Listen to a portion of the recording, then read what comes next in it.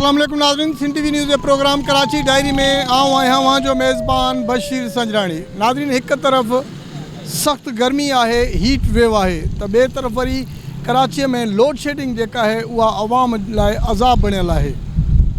शहरनि तरफ़ां तोड़े जो सरकारी जेके खाता आहिनि उन्हनि जे तरफ़ां जीअं DMC आहे, KMC आहे ऐं मुख़्तलिफ़ जेके आहिनि उहे टाउन्स आहिनि उन्हनि जे तरफ़ां बि जेके आहिनि उहे सबीलूं वग़ैरह लॻायूं वयूं आहिनि, सबील जूं कैंपूं वग़ैरह लॻायूं वयूं आहिनि त जीअं माण्हुनि खे रिलीफ मिली सघे। जेकी माण्हू ख़ासि करे जेके कारोबार कनि था, रोज़ ॾिहाड़ी कमाइनि था, उहे इंतिहाई परेशान रहनि था, उस में जेके कमु कनि था पिया, उन्हनि जे लाइ कैंपुनि में थधो पाणी, शरबत वग़ैरह रखियो वियो आहे।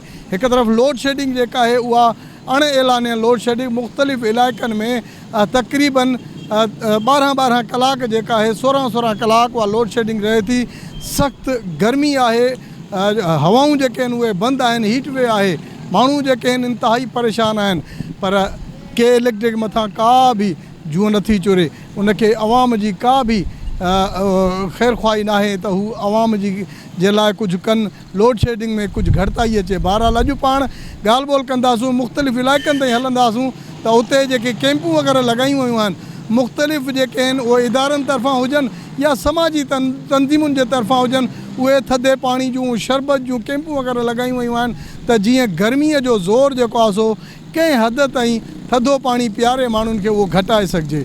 अचो त पाण अॼु कोशिशि कंदासूं उन्हनि इलाइक़नि में हली करे उन्हनि कैंपुनि ताईं पाण पहुचंदासूं, उन्हनि शहरनि सां पाण ॻाल्हि ॿोल कंदासूं त हिकु तरफ़ हीट वेव आहे, ॿिए तरफ़ लोड शेडिंग आहे, केतिरे हद ताईं परेशानी थिए थी। अचो त पाण उन्हनि सां ॻाल्हि ॿोल कयूं। लोड शेडिंग तो बहुत ज़्यादा जाफर तैयार में हो रही है और उसकी वजह से यहाँ के जो रहायशी बेचारे बहुत परेशान हैं। ख़ास तौर से ये कि जो जिनके घर में छोटे छोटे बच्चे हैं वो उनके घर में यार UPS अरेंज नहीं कर सकते, वो गरीब लोग हैं, न जनरेटर अफोर्ड कर सकते हैं, उसमें जनाब ली बहुत परेशानी है लोड शेडिंग की वजह से। ये बच्चे जितने भी हैं ये कोई सर्विस नहीं करते हैं, अपने बलबूते अपने ख़र्चे से बेचारे आपस में करके ये आज़ार चाचा की सरपरस्ती है, बेचारे रात को भी रहते हैं, दिन में भी रहते हैं। इन्होंने जो सबील लगाई है, अल्लाह ताला इनकी तौफ़ीक़ात में और इजाफ़ा करे और परवरदिगार इनको इसी तरह सेहत और सलामती के साथ रख के बिला तफरीक खिदमत कर रहे हैं ये हर एक की, और सारी दोपहर यहाँ बैठे रहते हैं। अल्लाह ताला इनके लिए बस दुआ करे, परवरदिगार इनके लिए बेहतर करे।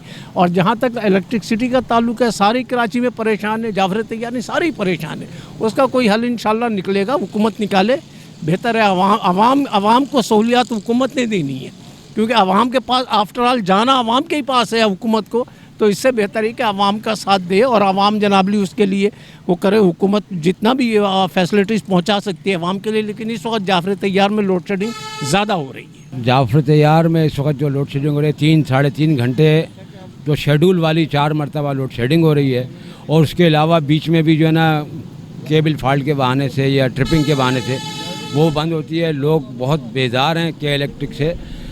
तो यही हाल तकरीबन पूरे कराची शहर का है। जाफर तैयार का तो है ही है। गर्मी है तो क्या हाल होगा? सख्त गर्मी में देखिए मर्द हजरात, हमने ये 72 के नाम से जो सबील लगाई है, तो ये बच्चों की काविशें हैं, माशाल्लाह मौला इनको सलामत रखे। और घर में जो ख़वातीन हैं वो परेशान हैं। हम तो मर्द भी बाहर बैठ जाएंगे, हवा में बैठ जाएंगे, चबूतरे में कहीं जाके बैठ जाएंगे, साए में बैठ जाएंगे, लेडीज़ कहाँ जाएंगी? ये एहसास नहीं है के इलेक्ट्रिक को। खुदा गारत करें इनके इलेक्ट्रिक वालों को कि जो ना जो आवाम को जो ना यहाँ पे कहते हैं मुतबादिल कोई कंपनियाँ आ जाएं। बिल्कुल आनी चाहिए, ताकि कंपटीशन होगा तो इसमें रेट भी कम होंगे और जो ना सर्विस भी अच्छी देंगे।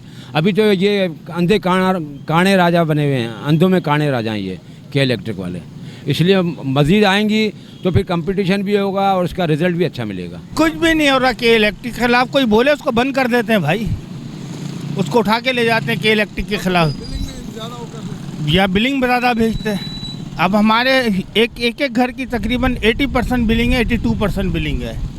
जाफर तैयार की 82-85% बिलिंग है।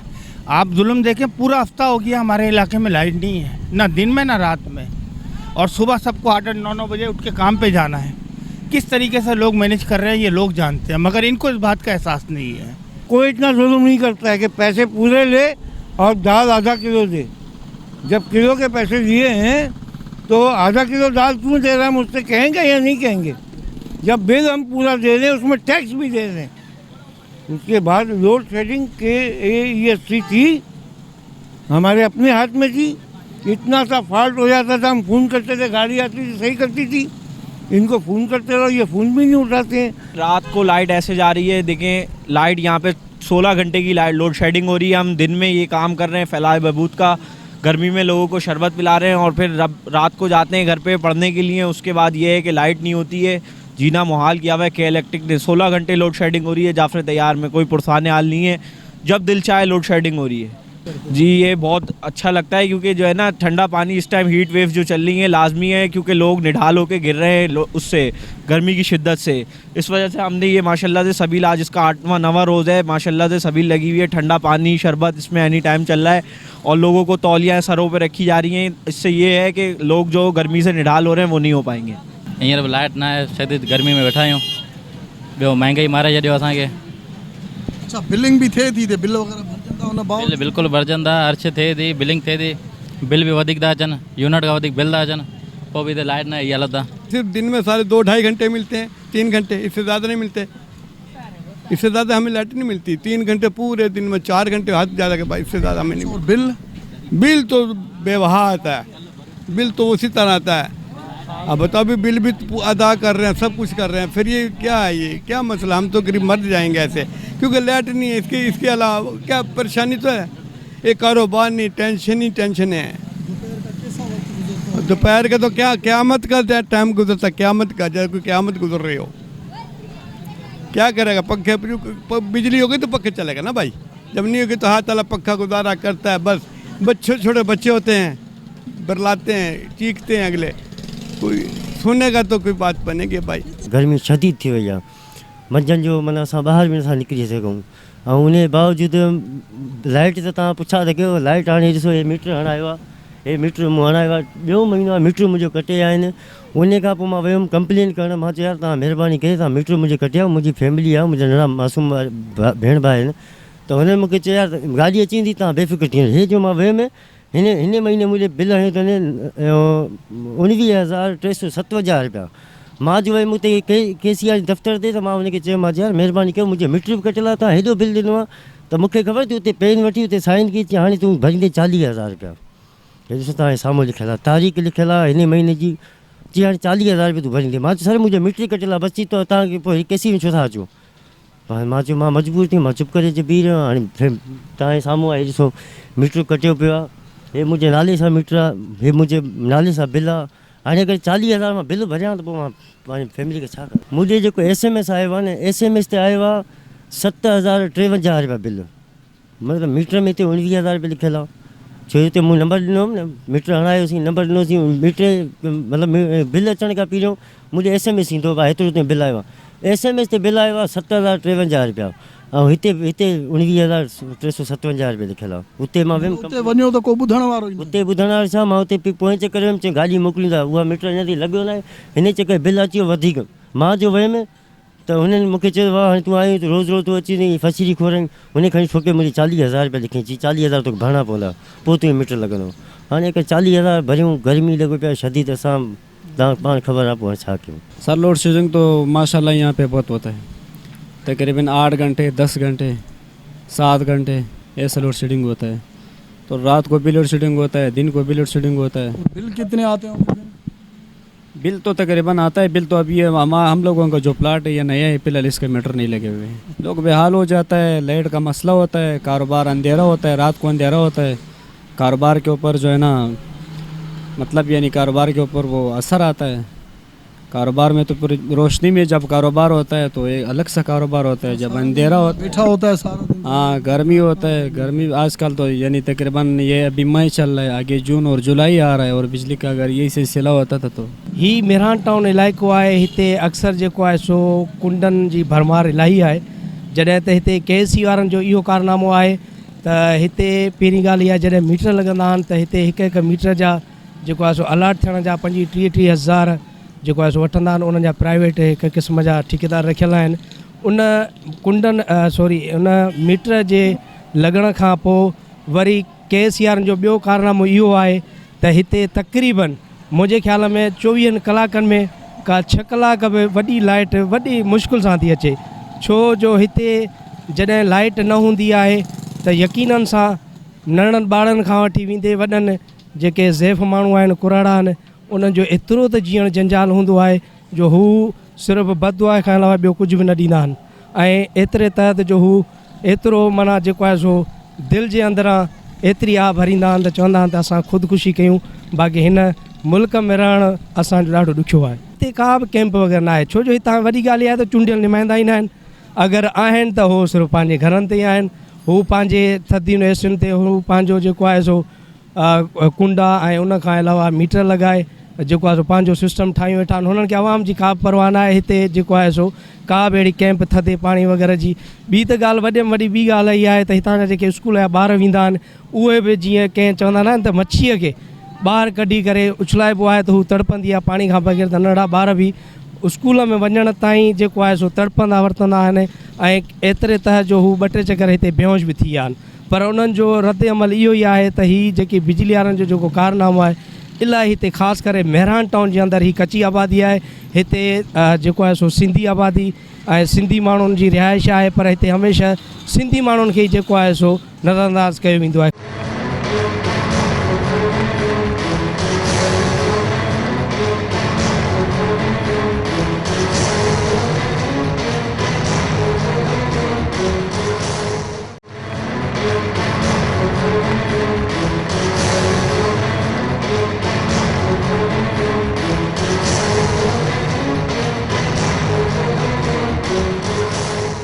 जी बिल्कुलु, हिते जेका कैंप लॻल आहे उन कैंप में पाकिस्तान पीपल्स पार्टी जा अॻवान आहिनि SM नकी। अचो त पाण उन सां ॻाल्हि ॿोल कयूं था। हिकु तरफ़ के इलेक्ट्रिक तरफ़ां जेका बदमाशी कई पई वञे, लोड शेडिंग जेका आहे उहा 16 कलाक थी आहे।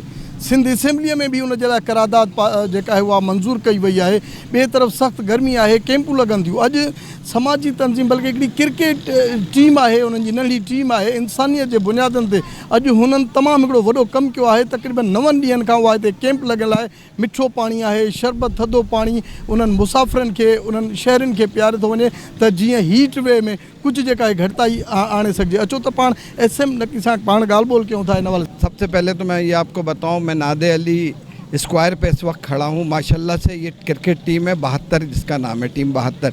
इन नौजवानों ने यहाँ सबील लगाई है। इस वक्त इसकी शदीद ज़रूरत है। मैं इनको खराज तहसीन पेश करता हूँ, इसलिए कि गर्मी अपने उरूज पे पहुँची हुई है इस वक्त। और सबसे बड़ी बात, इस वक्त इलेक्ट्रिसिटी वालों ने इस कदर परेशान किया कि 16 घंटे लाइट जा रही है और गैस भी नहीं आ रही है। तो लोग परेशान हाल हैं बुरी तरह से, जबकि हर इलाकों में एहतजाज हो रहा है लेकिन इनके कानों पे जू नहीं लग रही। इस गर्मी में लोग परेशान हाल हैं, तो मैं इनका बहुत शुक्रगुजार हूँ। ये ज़रूरी है हुकूमत ये चीज़ें अपने हाथ में ले ताकि ये परेशानियाँ दूर हों, इसलिए कि आवाम को हमने रिलीफ देना है। हम लोग आए भी पार्टी इसीलिए कि लोगों को रिलीफ दे, और हमारी पूरी कोशिश है बेहतर से बेहतर तरीक़े करें, इन चीज़ों पे कंट्रोल करें। तो इंशाल्लाह इसके लिए पार्टी पीपल्स पार्टी लगी हुई है कोशिशों में। उम्मीद है इंशाल्लाह बेहतरी होगी इंशाल्लाह। कारोबार तो पहिरीं ॻाल्हि आहिनि हिते D11 ते 30-30 किरायो आहे, लखो एडवांस आहे। हिते 20 वारो बि अचे तो 10 नखरा तो करे। गर्मी तो इतनी आहे, इतनी अंदाज़ जो ना आहे। घर में वञी सुम्हूं था तभी पघर वहनि था। बिजली सुम्हण जे टाइम आहे न। घणा कलाक बिजली वञे थी? बिजली 5-5 घंटा थी वञे साईं हिते। हाँ, को आहे न को अलाह को पुछण वारो को माण्हू? बस आहे ही न कोई पुछा करण वारो केरु हूंदो वॾा। हुकूमत जे सां अहिड़ा आहिनि त भला बिजली वारनि खे कहिड़ो ॾोह आहे। सॼो ॾींहुं पाण जीअं न सख़्तु गर्मीअ में बीठा हूंदा, मूं ॾिठो आहे त निटण उस हूंदी, हिते कारोबार बि कंदा हूंदव, वरी शाम जो थकल टुटल माण्हू घर वञे बिजली न हुजे त कीअं थो लॻे? 10 बजे वाकई बिजली हली वेंदी आहे, 10 बजे हली वेंदी आहे, 12 बजे ईंदी आहे, 12 वारी वरी 4 बजे बि ईंदी आहे, सुबुह 6 बजे ईंदी आहे। छा निंड कजे साईं, ॿुधायो तव्हां। सुबुह उथणो तो पर निंड त जी न 6 कलाक बिजली गायब आहे। ग़रीब आवाम तड़पे पे थो। 8 कलाक घुमा, पंहिंजी मर्ज़ी आहे मालिकनि, पुछण वारो न केर बि न आहे। कहिड़ो तदारक आहे, तंहिं महिल बि तव्हां ॾिसो अंधेरो लॻो पियो आहे, अवाम परेशान लॻो पियो आहे। छा कयूं, केरु कंहिंजी तव्हां ॿुधे, केरु कंहिंजी ॿुधण वारो हिते कोन आहे। सॼो करप्टल ज़मानो पियो। बिल बि क्लियर आहिनि, कंहिंजे बिल ते चए त 1 लख आहे, 5 लख आहिनि, बिल बि पंहिंजे टाइम दरगोर अदा करे पियो। मीटर लॻा पिया आहिनि सरेआम, कंहिंजे बि का बकाया न आहे। उन जे बावजूदि करप्टल ज़मानो पियो थो हले। को बि तदारक न आहे, को पुछण वारो न आहे। असांखे उहो माण्हू खपे जेको निज़ाम सही हलाए, सर्किट सही हलाए, पंहिंजो कानून सही हलाए, पंहिंजो बिल टाइम ते वठे, बिजली पंहिंजे टाइम ते हलाए। असांखे उहो माण्हू खपे। असांखे उन सां अर्ज़ु न आहे त हे भलो आहे त हे भलो आहे त मां भलो आहे। असांखे उहो माण्हू खपे जेको माना सॼो सिस्टम निज़ाम सही हलाए। भाईजान बिजली तो होती नहीं, अगर 1 घंटा होती है तो 6 घंटे नहीं होती।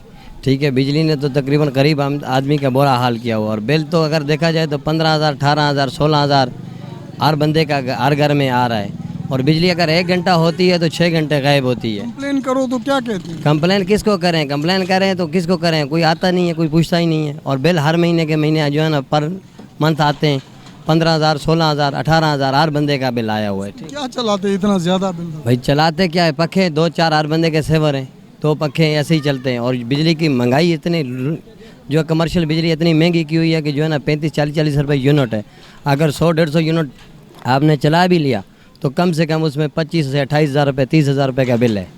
ठीक है, इसे आवाम तो यकीन करो कि बिल्कुल रोड पे आई हुई है। सख्त गर्मी में गुजारा कैसे होता है? भाई देख लो, गुजारा आपके सामने है, पसीना अभी भी निकल रहा है और आवाम भी सारी आपके सामने है। देख लो कि गलियों में लोग बैठे हैं, कोई होटल में या कोई अपनी जगह या बंद जगह में बैठने को तैयार ही नहीं है। हर बंदा रोड पे बैठा हुआ है, कुर्सियाँ निकाल के, कोई फट्टों में, कोई तख्त में, कोई कहाँ सोया हो, कोई कहाँ सोया हो, कोई ब्लॉकों के थल्ले पे लोग सोए हुए हैं। घर में तो इस बहुत मुश्किल है। 3-4 घंटे 5 घंटे लाइट चली जाती है। हम लोग यहाँ पे बहुत जलील हो गए। बिल तो यही है, यहाँ पे कुंडे वंडे वाला सिस्टम है। 2,000 मांगते हैं, 3,000 मांगते हैं, 1,000 मांगते हैं। ये वजह सारी यही है कि हमारे पास दरख्त नहीं है। एक नीम का दरख्त समझे 1 टन एसी के बराबर है। तो 2.5 करोड़ 3 करोड़ आबादी के शहर में अगर दरख्त लग जाएं, इतने हर बंदा अपने घर के बाहर लगा ले तो शायद ये सूरत हाल ना बने। ये तो किसी भी हाल में रोज़गार तो करना ही है, बच्चों के लिए रोटी दलिया का इंतज़ाम करना ही है। सख्त गर्मी है और घरों में जाओ तो लोड शेडिंग भी होती है। लोड शेडिंग का तो बहुत बुरा हाल हुआ है इस टाइम पे। पता नहीं यहाँ के जो कनेक्शन थे वो बगरापीड़ी में सुनाई दे दिए गए हैं। अब गाय बैले नहा रहे हैं आराम सुकून से। यहाँ से जब आप काम धंधा करके घर में जाते हो, लाइट ना हो तो कैसे? जब लाइट नहीं होती है तो बड़ा दुश्वारी पेश होती है हम लोगों को। हम लोग क्या, कोई भी हो इंसान जब मेहनत करके घर पे जाता है सुकून के लिए, लाइट नहीं होती है तो बड़ी टेंशन, मजबूरी। और ख़ास तौर पे चले हम लोग तो फिर भी बाहर टाइम गुजार लेते हैं। लेडीज़ हैं, बच्चे हैं, उनके लिए बड़ी मुश्किलात का सामना है। ज़्यादातर जेका क्रिकेट जी टीम आहे उहे समाजी बुनियादनि ते, इंसानी हमदर्दीअ जे बुनियादनि ते उन्हनि कैंप ते लॻाई आहे। मिठे पाणीअ जी कैंप आहे, घणनि ॾींहंनि खां उहा कैंप लॻल आहे। ऐं पाण ख़ासि करे जेका सख़्त गर्मी आहे उन गर्मीअ में हीट वे आहे, उन जॻह ते हिननि जी जेका कैंप लॻाइण जे हवाले सां अचो तो उन्हनि सां पाण ॻाल्हि ॿोल कयूं था। अस्सलाम वालेकुम। वालेकुम सलाम। क्या कहेंगे, ये जो आपने कैंप लगाई है बगैर किसी सियासत के? जी बिल्कुल। ये कितने दिनों से लगी हुई है? ये क्या क्रिकेट टीम है आप लोगों की? जी सर, ये बच्चा है हमारा सलमान, तकरीबन आज इसका सबील का 9वां रोज़ है। और बग़ैर किसी सियासी, बग़ैर किसी तंजीम, सिर्फ़ और सिर्फ इंसानियत की बुनियाद पे, सिर्फ इंसानियत की बुनियाद पे इन बच्चों ने ये बात शुरू की है। ये सबील शुरू की जब हीट स्ट्रोक की वेव बढ़ी है, उसके बाद से फिर ये सबीलें लगना शुरू हुई इस इलाके के अंदर, इस पूरे मोहल्ले के अंदर। और इन बच्चों की बड़ी एफर्ट है। दूसरी ये बात, रज़ाकाराना तौर पे लोगों ने हमें बड़ा सपोर्ट किया है। सामने पीछे देखें वो एक यूटिलिटी स्टोर है, जो भी आया उसने वहाँ से लिया सबील और यहाँ पे लाके दे दिया। सबसे मेन वजह ये उसकी है कि मेन स्टॉप है, गाड़ियाँ रुकती हैं आके, पॉइंट आके रुकते हैं तो लोग यहाँ पे आके दे देते हैं। साईं, इसमें लोड शेडिंग के हवाले से मैं कहूँगा कि इंसान को मार दिया है। आप बिल भी ले रहे हैं, आप बिल भी ले रहे हैं, उसके बावजूद आप लाइट प्रोवाइड नहीं कर रहे हैं। या तो आप कोई और हमें तरीक़ाकार फराहम करेंगे जिसकी वजह से हम बिजली पैदावार खुद कर सकें। आप हमें खुद मशवरा दे दें कि भाई आप ये कर लो और इस तरह से आप बिजली पैदा कर लो। तो ये सबसे बड़ा मसला। दूसरा एक और सही गुजारिश मैं करना चाहूँगा हर बंदे से, हर इंसान से कि अपने घर के बाहर कम अज़ कम एक दरख्त ज़रूर लगाएं। नाज़रीन, अॼु पाण कराची डायरीअ में शहर जे मुख़्तलिफ़ इलाइक़नि में सख़्त गर्मी हीट वे उन में जेकी कैंपूं वग़ैरह लॻायूं, पाण उन्हनि कैंपुनि ताईं पहुतासीं। फ़ी सबिलिल्लाह उहे जेके शरबत जूं कैंपूं हुयूं उहे माण्हुनि खे पाणी थधो पीआरनि पिया, शरबत वग़ैरह पीआरियो वञे पियो। उन सां गॾोगॾु सरकारी तोड़े गैर सरकारी जेके आहिनि उहे कैंपूं बि पाण लॻल ॾिठियूंसीं। ऐं उन खां अलावा सख़्त गर्मी हीट वे में लोड शेडिंग जेका आहे उहा अञा बि जारी आहे। केतिरनि ई इलाइक़नि में 2 खां 3 कलाक जेका आहे उहा बिजली ग़ाइबु रही वञे, जंहिंजे करे शहरी जेके आहिनि इंतिहाई सख़्तु परेशान आहिनि। जॾहिं सिजु उभिरे थो ऐं उन सिज जी तपश में माण्हू जेके आहिनि उहे बेहाल थी वञनि था। के सख़्तु गर्मी में कारोबार कंदे रोज़ कमाइण वारा ख़ासि करे बेहोश थी वञनि, त के वरी इंतिहाई परेशान थी वञनि। के जेको आहे सो हिन सख़्तु गर्मीअ में होटलनि जो पासो वठनि था पिया, त के वरी अहिड़नि जायुनि ते वञनि था जिते उन्हनि जे वणनि जी छांव मिले। हिन वक़्तु हिकु तरफ़ लोड शेडिंग आहे त ॿिए तरफ़ वरी सख़्तु गर्मी आहे। के इलेक्ट्रिक जी पाण ॻाल्हि कयूं त उन्हनि इलाइक़नि में जॾहिं पंहिंजी ॻाल्हि ॿोल थी उन्हनि इलाइक़े वासियुनि सां, उन्हनि जो चवणु आहे त उहे 70% बिल अदा करण बावजूद बि उन्हनि जी बिजली जेका आहे या त काटी वञे थी या उते हथरादू लोड शेडिंग कई वञे थी। जेकॾहिं को शख़्स कंप्लेन करण जे लाइ उन्हनि वटि वञे थो, जेकॾहिं को बिल खणी थो वञे त उन्हनि खे बिल डबल करे हथ में ॾिनो थो वञे। हिन जो मतिलबु को बि चेक एंड बैलेंस न आहे। जॾहिं त सिंधी असेंबलीअ में बि हिन जे लाइ जेको बिल पास थियो उन में इहो ई चयो वियो त के इलेक्ट्रिक जेका आहे उहा रियासत मथां रियासत क़ाइमु करे छॾी आहे, जंहिंजी रियासत खे टोड़ण जे लाइ हू वफ़ाक़ सां ज़रूरु ॻाल्हाईंदा। बहरहाल हिन वक़्तु कराची जे मिड़नि ई ज़िलनि में जेका गर्मी जी लहर आहे इंतिहाई जेको आहे सो ख़राबु सूरत हाल आहे, सख़्तु गर्मी आहे, हीट वे आहे। ईंदड़ महीनो अञा बि वधीक जेको आहे सो गर्मी जो साबित थींदो जंहिंजे करे हुक्मराननि खे घुरिजे त के इलेक्ट्रिक तोड़े जो सिंध जे ॿाहिरियाड़ी वारनि ज़िलनि में हेस्को सेप्को खे पाबंद कयो वञे त उहा लोड शेडिंग जेका आहे उहा कुझु महीननि जे लाइ ख़तमु कई वञे। कराची डायरी जे अॼोके प्रोग्राम में पंहिंजे मेज़बान बशीर संजराणी खे ईंदा इजाज़त। अल्लाह भाई।